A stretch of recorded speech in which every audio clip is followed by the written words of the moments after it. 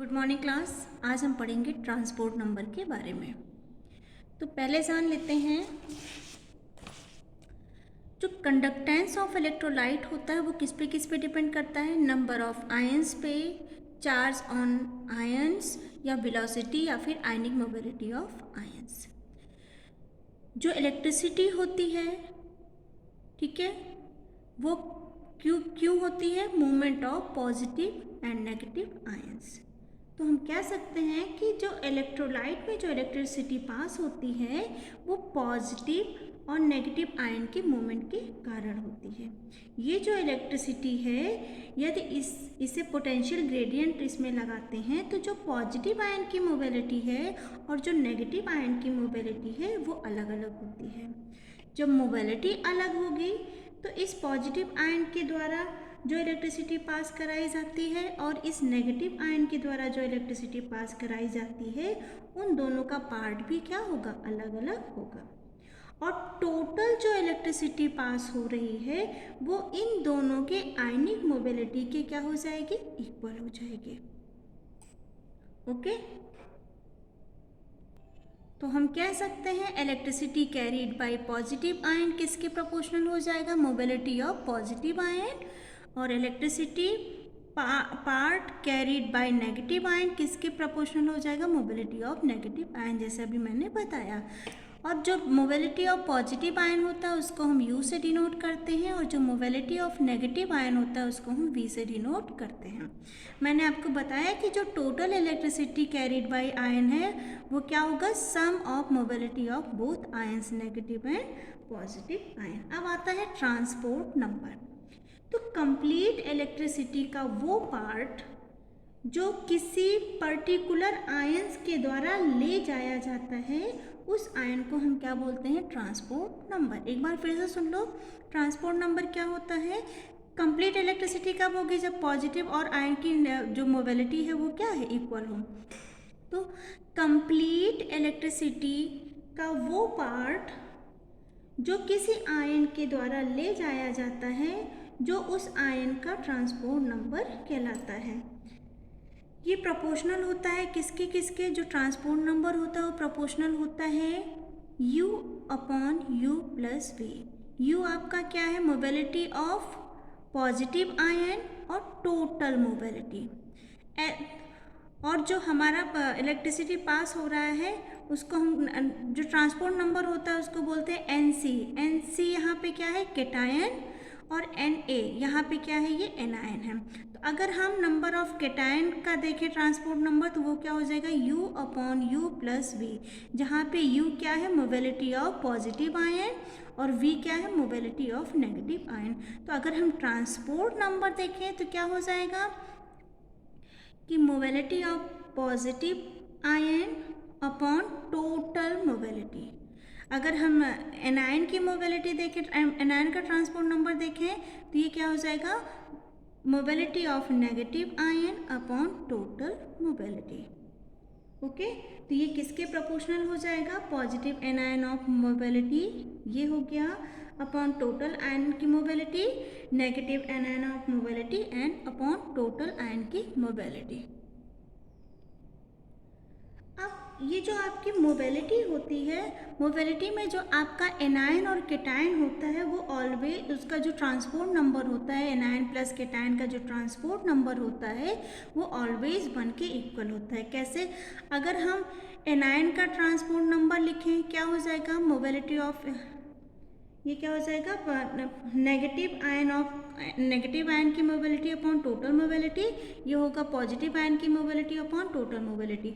जब इनका हम सम करेंगे तो ये क्या हो जाएगा? U plus V upon U plus V, V से V कैंसिल, U से U कैंसिल, तो इसका ट्रांसपोर्ट नंबर कितना निकल के आया? 1। तो हम कह सकते हैं कि जो एनायन और केटायन का जो ट्रांसपोर्ट नंबर होता है उसका सम किसके इक्वल होता है? 1 के इक्वल होता है। ओके, हमें पता है कि जो हमारा U होता है जिसको हम बोलते हैं, इसको हम क्या बोलते हैं? पॉजिटिव आयन की मोबिलिटी U की जो मोबिलिटी होती है वो इन्फिनाइट डाइल्यूशन के इक्विवेलेंट कंडक्टेंस के क्या होती है? प्रोपोर्शनल होती है। ऐसे ही जो नेगेटिव एनायन की मोबिलिटी होती है वो किसके प्रोपोर्शनल होती है, इन्फिनाइट डाइल्यूशन पे इक्विवेलेंट कंडक्टेंस के। ठीक है, तो हम लिख सकते हैं U plus V is equal to क्या हो जाएगा, lambda infinite C plus lambda infinite A। ठीक, अब हमको पता है जो हमारी ट्रांसपोर्ट नंबर में एनायन का जो ट्रांसपोर्ट नंबर होता है उसका फॉर्मूला ये होता है, और इस फॉर्मूले में अगर हम ये वैल्यू पुट करें तो v की वैल्यू ये निकल के आई है और u प्लस वी की वैल्यू ये निकल के आई है। इस फॉर्मूले में अगर हम ये इसकी वैल्यू और ये वैल्यू आपकी पुट करें तो ये फॉर्मूला बन के आता है। ठीक है, अब इसको हम शॉर्ट फॉर्म में क्या लिख सकते हैं, लैम्डा ए इन्फिनाइट, और ये क्या है, ये इलेक्ट्रोलाइट है तो ए और सी है तो इसको हम क्या लिख सकते हैं, लैम्डा इन्फिनाइट ए सी। सेम यही चीज़ मैंने यहाँ पे किसके साथ किया है, केटायन के साथ भी किया है। यहाँ पे U है और U प्लस वी है, U की वैल्यू ये निकली हुई है और U प्लस वी की वैल्यू ये निकली है। वैल्यू को पुट करोगे तो यहाँ पे क्या हो जाएगा, लैम्डा सी इन्फिनाइट अपॉन लैम्डा ए सी इन्फिनाइट। ओके, अब बात करते हैं हिटार्फ मेथड। देखो हिटार्फ मेथड क्यों आया था, ये जो ट्रांसपोर्ट नंबर हमने निकाला है, ट्रांसपोर्ट नंबर फॉर एनायन और केटायन, जो ट्रांसपोर्ट नंबर को निकालने के लिए हिटार्फ ने एक मेथड अप्लाई कराया था कि जो आयंस की जो मोबिलिटी होती है वो उनके इलेक्ट्रोड, जैसे ये कोई आयंस है उसकी जो मोबिलिटी होती है वो जो उनके इलेक्ट्रोड के आसपास इलेक्ट्रोलाइट के कंसंट्रेशन पे क्या करता है। हिटार्फ ने ये बताया था कि जो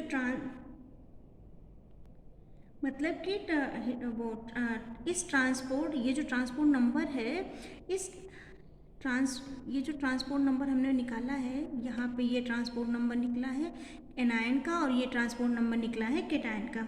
तो इस ट्रांसपोर्ट नंबर को निकालने के लिए हिटार्फ ने एक मेथड अप्लाई कराया था कि इस आयन की जो मोबिलिटी है, मोबिलिटी से उन इलेक्ट्रोड के आसपास के इलेक्ट्रोलाइट के कंसंट्रेशन पे क्या इफेक्ट पड़ता है। हिटार्फ ने क्या किया कि किसी भी इलेक्ट्रोलाइट के ट्रांसपोर्ट नंबर से या उन आयन की मोबिलिटी से उस इलेक्ट्रोलाइट के चारों ओर जो कंसंट्रेशन चेंज हो रहा है, उस कंसंट्रेशन चेंज को यदि हम निकाल लें तो हम यह कह सकते हैं कि इस आयन की जो मोबिलिटी थी वो ये थी। ठीक है, उन्होंने एक एक्सपेरिमेंट किया हिटार्फ ने, और एक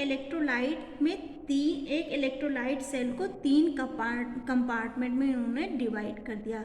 उन्होंने एक एनोडिक कंपार्टमेंट बनाया, एक मिडिल कंपार्टमेंट बनाया और एक कैथोडिक कंपार्टमेंट लिया। ठीक है, और इन कंपार्टमेंट को सेमी परमेबल मेम्ब्रेन से क्या कर दिया, सेपरेट कर दिया। ये जो कंपार्टमेंट थे तीनों, इनको सेमी परमेबल मेम्ब्रेन से सेपरेट कर दिया। ये मेम्ब्रेन ऐसी थी कि इसमें आयंस जो थे वो क्रॉस हो सकते थे। इस कंपार्टमेंट में एक तरफ इन्होंने क्या लगाया, कैथोड लगाया, और एक तरफ इन्होंने क्या लगाया, एनोड लगाया। इसको इन्होंने क्या माना, एनोडिक कंपार्टमेंट माना, और इसको इन्होंने कैथोडिक कंपार्टमेंट माना, और एक क्या बनाया, मिडिल कंपार्टमेंट रखा। केस फर्स्ट देखो, सभी में इन्होंने आयन सेम लिए। यहाँ इन्होंने 4 नेगेटिव के 4 केटायन लिए तो 4 एनायन लिए। यहाँ भी इस कैथोडिक कंपार्टमेंट में इन्होंने 4 केटायन लिए तो 4 एनायन लिए। इस मिडिल में इन्होंने थोड़ा सा डिफरेंट रखा था, 4 भी रख सकते हैं। मिडिल में इन्होंने 5 केटायन लिया और 5 एनायन लिया। ठीक, केस फर्स्ट में जब इसमें किसी भी तरीके की, जब केस फर्स्ट की बात करें जहाँ पे इन्होंने 4 cation 4 anion 4 cation 4 anion 5 cation और 5 एनायन लिया, और इसमें किसी भी तरीके की इलेक्ट्रिसिटी पास नहीं कराई, मीन्स जो आपका एनोडिक के जो 4 पेयर लिए थे और जो कैथोडिक के 4 पेयर थे और जो मिडिल के 5 पेयर थे वो सेम थे। ठीक है, केस 2 में इन्होंने क्या किया, केस 2 में इन्होंने नेगेटिव, ये जो नेगेटिव आयन को मूव कराया, नेगेटिव आयन को इधर मूव कराया। ठीक है, और पॉजिटिव को क्या रख दिया, कांस्टेंट रख दिया। तो यहाँ पे देखो 4 पॉजिटिव हैं और 4 नेगेटिव हैं। अब यहाँ ये सेकेंड केस में इन्होंने क्या किया, नेगेटिव, यहाँ का ये जो 4 नेगेटिव आयन है उसमें से 2 नेगेटिव आयन को इन्होंने क्या किया, मूव कराया। तो जब मूव कराया तो ऑलरेडी यहाँ पे 4 नेगेटिव आयन थे और 2 और नेगेटिव आयन हो गए। तो टोटल यहाँ पे कितने नेगेटिव आयन हो गए, 1 2 3 4 5 6। पॉजिटिव आयन कितने हैं, 1 2 3 4। पॉजिटिव को इन्होंने मूव नहीं कराया, पॉजिटिव को थोड़ी देर के लिए इन्होंने क्या रख दिया था, कांस्टेंट रख दिया था। यहाँ पे देखो 2 नेगेटिव आयन की कमी हो गई क्योंकि यहाँ पे 2 नेगेटिव आयन मूव हो गए और यहाँ पे क्या हो गया, यहाँ पे 2 नेगेटिव आयन ज़्यादा हो गए। ठीक है, तो हम ये बोल सकते हैं कि 2 एनायन क्या कि कैथोडिक कंपार्टमेंट से चलकर एनोडिक कंपार्टमेंट में आ गए। अब यहाँ पे 2 एनायन ज़्यादा हो गए और यहाँ पे 2 एनायन कम हो गए। अगर हम इसको न्यूट्रल के फॉर्म में बोलें तो यहाँ पे 2 पॉजिटिव चार्ज कम है और यहाँ पे 2 नेगेटिव चार्ज कम है, इसको न्यूट्रलाइज करने के लिए। केस फर्स्ट में हमने क्या किया था, कांस्टेंट मतलब कोई मूवमेंट नहीं हुआ था। केस 2 में हमने क्या किया था, यहाँ से जो नेगेटिव आयन थे वो कहाँ मूव कर गए थे, यहाँ पे एनोडिक कंपार्टमेंट में मूव कर गए थे कैथोडिक कंपार्टमेंट से। ठीक, अब केस 3 में हमने बोला है कि केटायन और एनायन दोनों मूव कर रहे हैं। क्या बोला मैंने, केटायन और एनायन दोनों मूव कर रहे हैं। तो यहाँ से 2 केटायन इधर कैथोडिक कंपार्टमेंट में चले गए, यहाँ से 2 केटायन जो है कैथोडिक कंपार्टमेंट में चले गए। ठीक है, और यहाँ के 2 एनायन जो हैं वो कहाँ चले गए, एनोडिक कंपार्टमेंट में। केस 3 की बात कर रही हूँ मैं, इसको थोड़ी देर के लिए अगर मैं छुपा दूँ तो देखो यहाँ से केस 3 में मैंने क्या बोला कि अब एनायन और केटायन दोनों मूव करेंगे। यहाँ से 2 केटायन इधर चले गए और यहाँ से 2 एनायन इधर मूव कर गए। तो यहाँ पे देखो 2 4 है, अगर 2 केटायन इधर मूव कर रहे हैं तो यहाँ ऑलरेडी 4 थे, कितने हो गए, 6। अब यहाँ पे देखो 4 एनायन है, 1 2 3 4। यहाँ के 2 एनायन अगर इधर मूव करेंगे तो यहाँ पे ऑलरेडी 4 है, 1 2 3 4, तो 2 और एक्स्ट्रा हो जाएंगे, तो ये कितने हो जाएंगे, 6। ठीक है, तो हम बोल सकते हैं कि इस केस में जो है यहाँ पे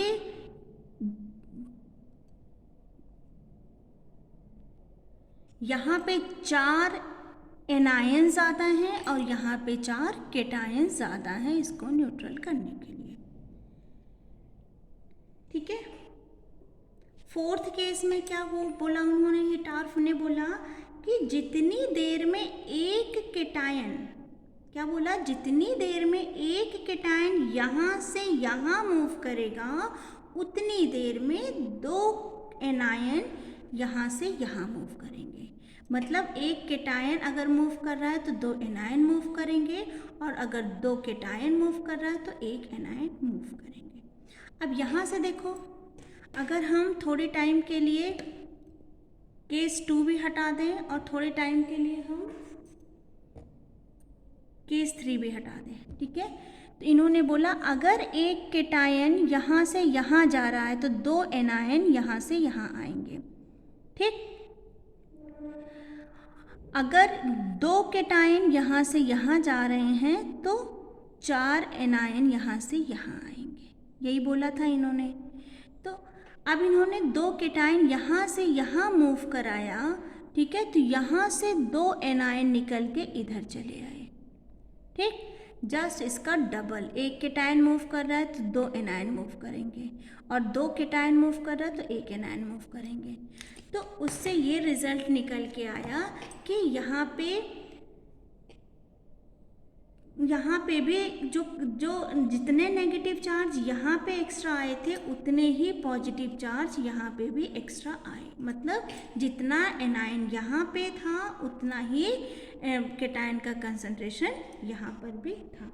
तो इस एक्सपेरिमेंट के बिहाफ पे हिटार्फ ने कुछ ऑब्जर्वेशन निकाला। उन्होंने बोला no change in concentration of electrolyte in middle compartment. इस मिडिल कंपार्टमेंट में या सेंट्रल कंपार्टमेंट में कोई चेंज नहीं हुआ। दूसरा, the concentration of ion change in both compartment always depends on the equivalent quantity, does not depend on the mobility. किस पे डिपेंड कर रहा था? इक्विवेलेंट क्वांटिटी पे डिपेंड कर रहा था, उसकी मोबिलिटी पे डिपेंड नहीं कर रहा था। तो आई होप आपको हिटार्फ मेथड और ट्रांसपोर्ट नंबर समझ में आया होगा। Thank you.